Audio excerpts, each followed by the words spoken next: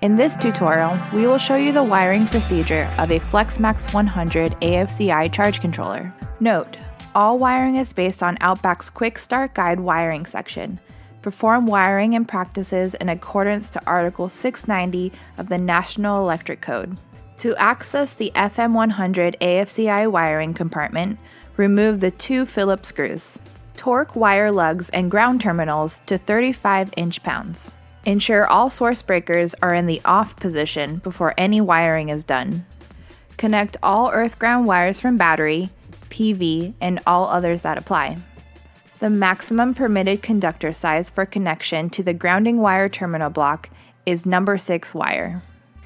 Note, the FM100 AFCI uses a jumper to create a negative to ground bond that enables the built-in ground fault detection and interruption circuit through the GFDI fuse. If an external GFDI is used, or if the controller will be in a positive ground system, this jumper must be removed. Failure to do so will damage your controller. Connect the battery negative conductor followed by the positive and torque the terminals. It is recommended to use a number 4 wire minimum, but it may accept up to a number 2.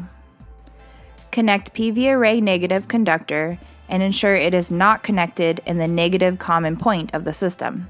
It must be isolated. Then connect positive conductors through the sensing coil in a cross pattern and up to the terminals. Next, ensure the external cooling fan is connected.